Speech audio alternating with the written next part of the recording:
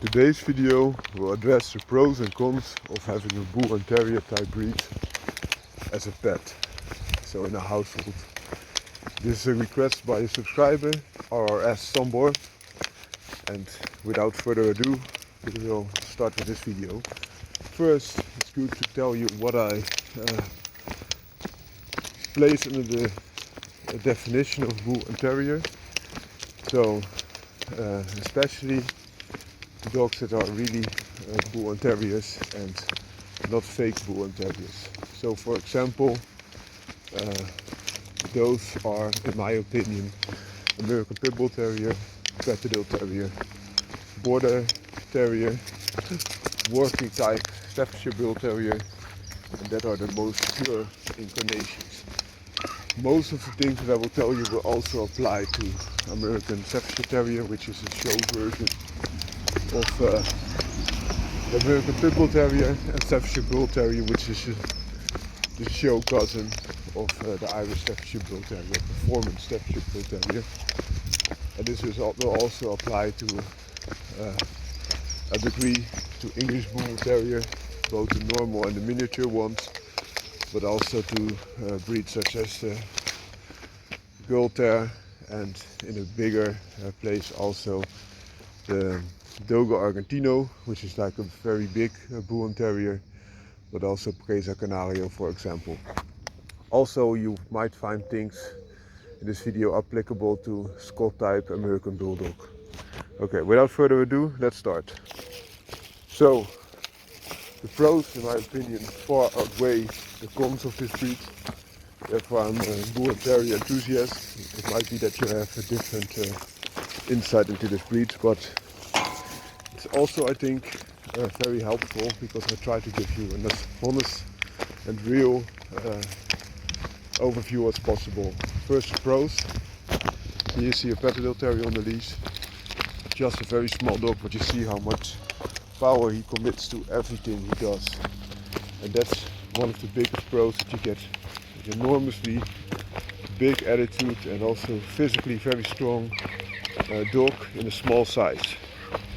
Another thing is, Bull and Terriers, in my opinion, are one of the quietest breeds that there are. So if you get a good one, a normal, good representative, you can expect little barking and much silent things. So this is a benefit. You might think, yeah, I want my dog to bark if something is amiss, then they will bark. But they are quite silent, and if they bark, you know something is up. That's an enormous benefit. Also, typical Bull and Terrier is very friendly to its family, also very respectful to children. That being said, I would not recommend keeping any dog alone with children. But if something would arise, these breeds are very good in general with children and also their own family. Also with other people they are quite friendly.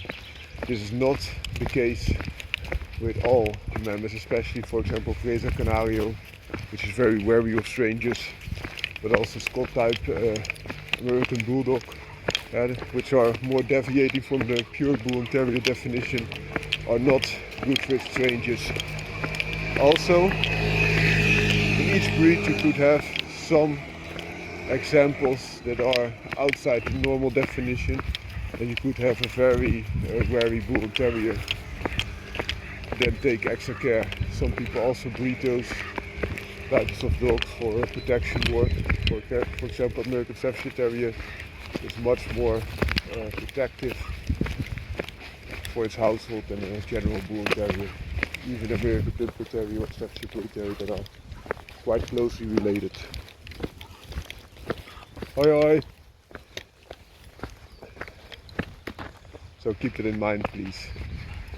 But for example, a normal Staffordshire Bull Terrier, a normal Irish Staffordshire Bull Terrier, or a normal Pitdog Terrier is very people friendly in general.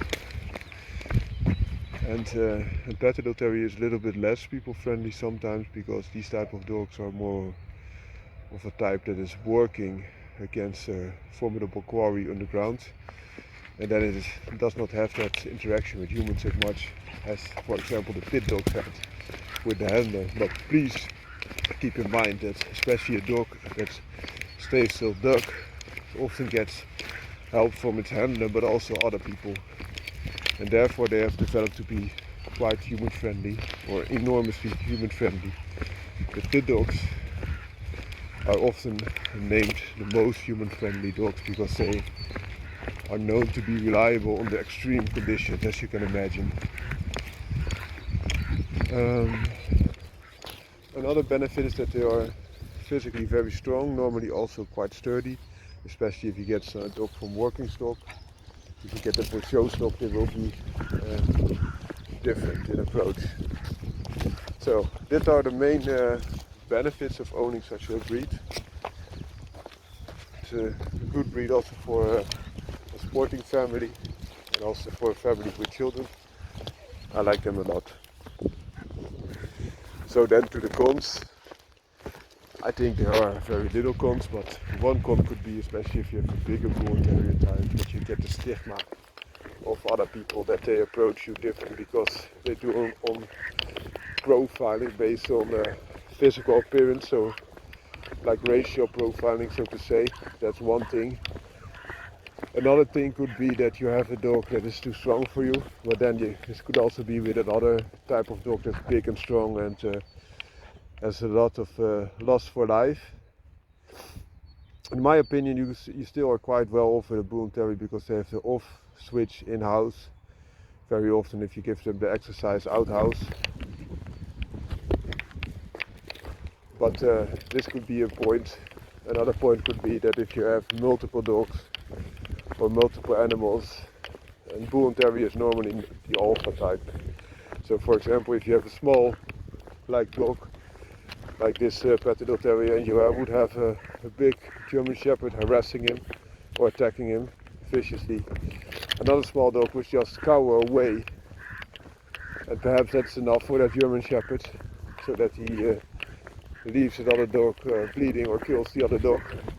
But in case of a Pitdog Terrier or another Bull&Terrier, they would just try to defend till the last blood drop is leaving their body, which could leave you with enormous injuries on both dogs, and perhaps even the end of the bully area of that German Shepherd in this example.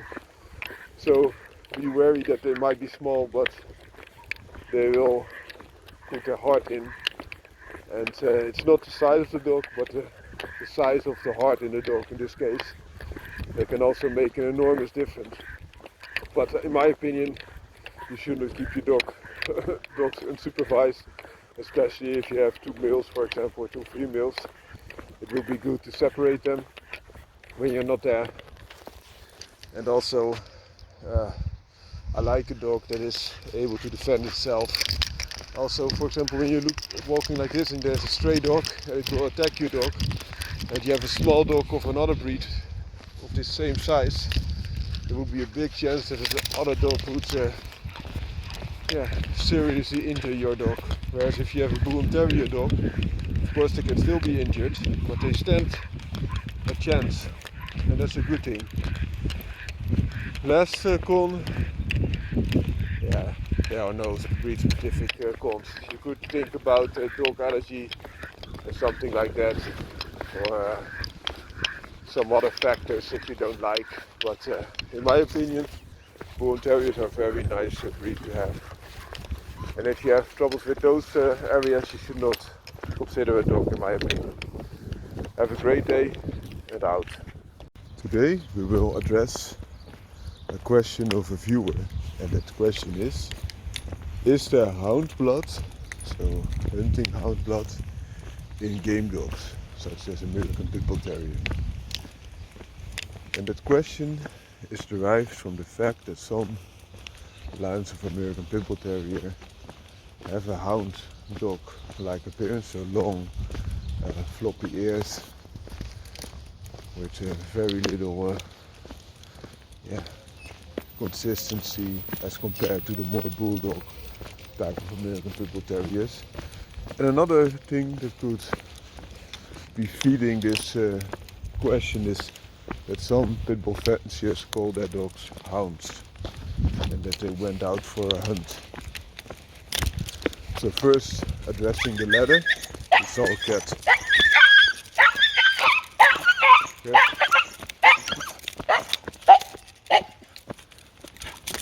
So first addressing the latter, also when they used American Pit Bull Terriers for their original purpose, this was also called the hunt sometimes, and that they call their dogs hounds.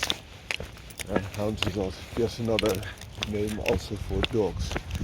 So that should not be leading in my opinion. And the other thing is, if you look at the appearance of some lines of American Pit Bull Terriers, you see that they are completely different in appearance than other lines.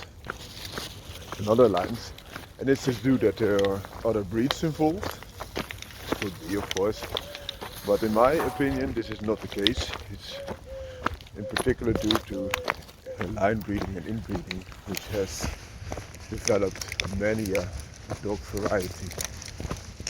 So also, for example, you have the Norfolk and Norwich type of dogs, and the only thing separating them was if they had their ears tip up or tip down. That of course can be done by selective breeding. And there are many similar cases to be made.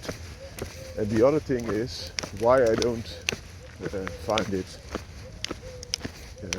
plausible that there is hound blood involved. A hound is a dog, a hunting hound is a dog that is there to chase the prey. And also, American Pit Bull Terriers, for example, have high prey drive. This is true. But a hound is there to find the prey and then keep it busy. And of course, American Pit Bull Terrier can also do that, but they do that in a completely different way. A hound is more of a baying type of dog, so it barks, it sniffs, and it chases.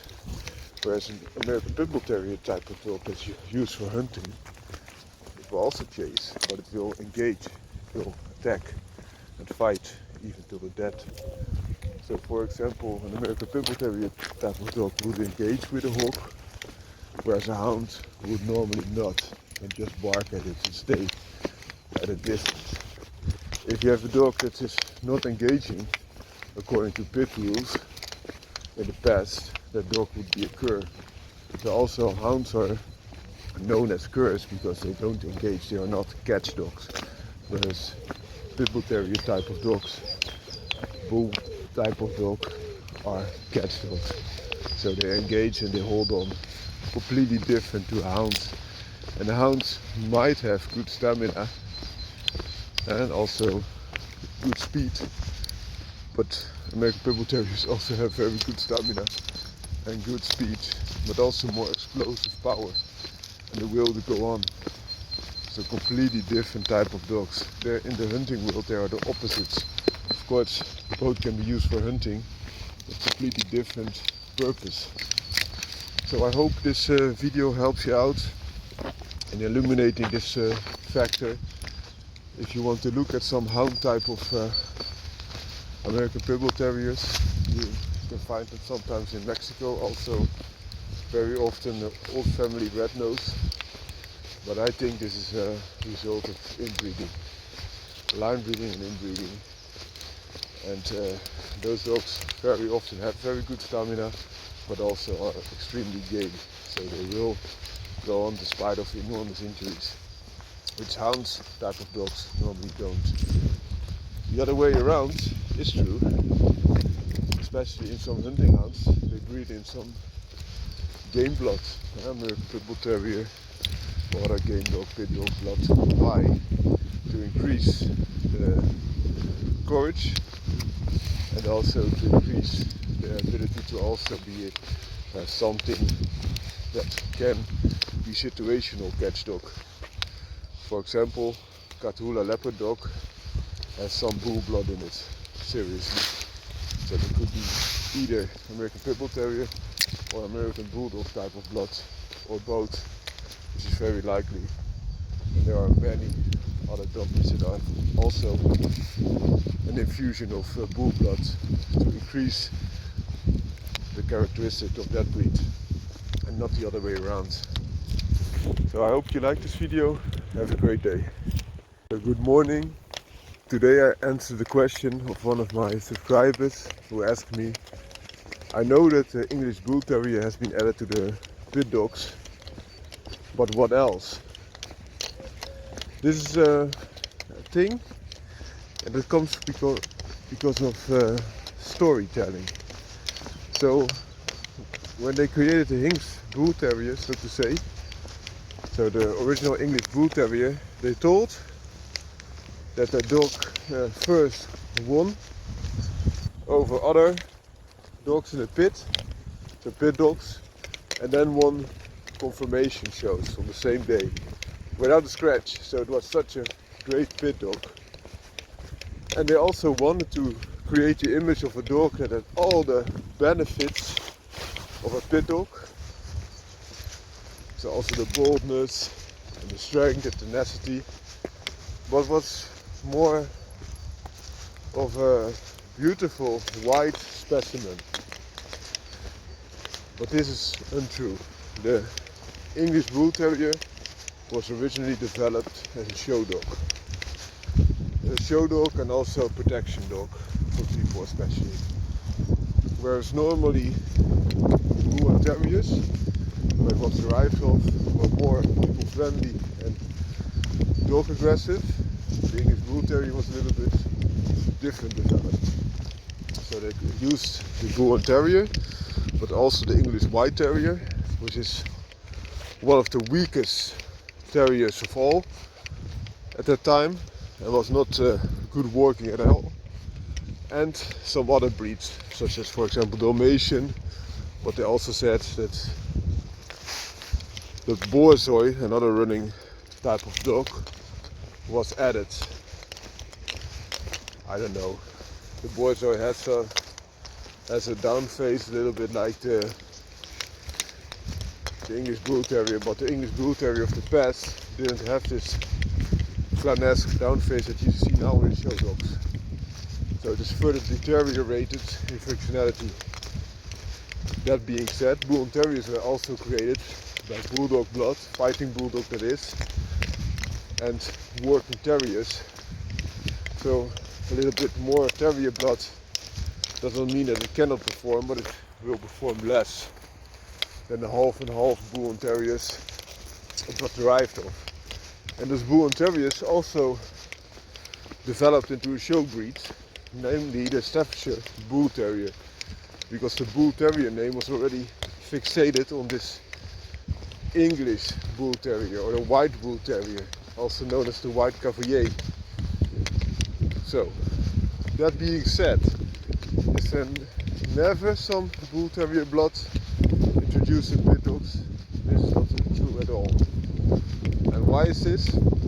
Especially on the islands, you want to have the best dogs performing. And if, for example, in Ireland, they still kept dogs that needed to perform just as more before being recognized. So also the Bull-Terriers there were a lot better than those that were purely used as a show dog. So that's one. The other thing is that by mixing two breeds, and both breeds are quite bold, you can have a similar type as the parent dogs, but increase the heterosis. So we call this also in Dutch Bastaardkracht, so the power of the bastard, so to say. And those genes are then just adding up and filling again the gaps that were created by interbreeding or inbreeding a lot in the past. And examples of this are the champion Stormer dog, an Irish dog that even beat one of the best, if not the best, champion Psycho, which is one of the best, if not the best, Staffordshire Bull-Terrier, in this case of Irish lines. That in order of performance and not show. So that gives you some examples. And also because the Bull-Terrier had a lot of illnesses, for example deafness, but also skin problems, they bred in again the Staffordshire Bull-Terrier to increase its vital components. And that's the reason why you now also see collared English Bull Terriers.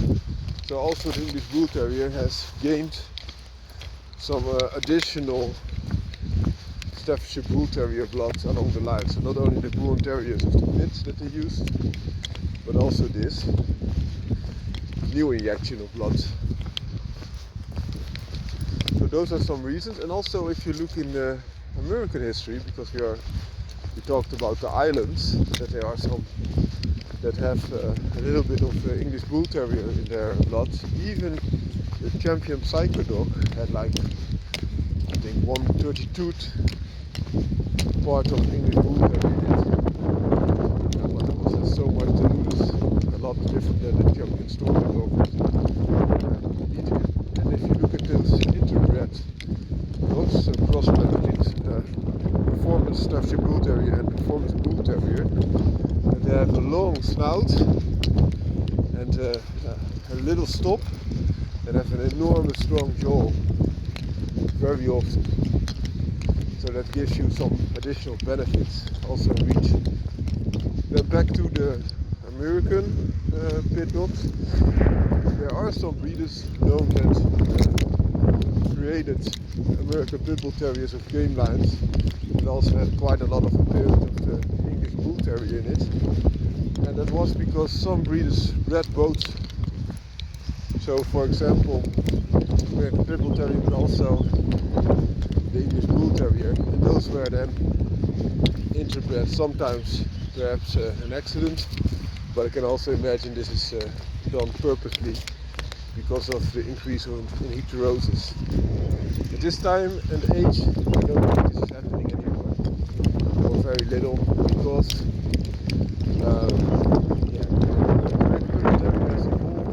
so much, and they have so many different lines that you can outbred to.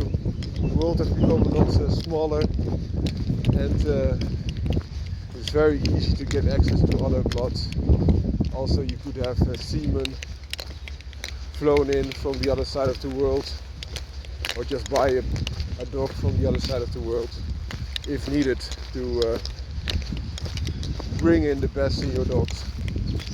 So that being said, there are also some modern initiatives. For example, the Staffordshire Italiano, which is carrying especially Staffordshire Bull Terrier blood, but also some English Bull Terrier bloods. So those are the two main sources of genetic material. It's almost 50-50, but they also bred in a little bit of American Pit Bull Terrier again, so a modern game dog instead of those game dogs of the past. So I hope this helps. Have a great day. Bye bye. Oh, the dog here underneath is a Pitdogs Terrier, so smaller terrier type, also carrying a lot more terrier type, and is there, as the name implies, terrier and earth dog, to go against foxes and badgers, nutria, so those are big rats, but also in some countries raccoons or even hawk. But for hawk especially, this dog is not developed. It's just the bravery that sets them apart. Have a great day.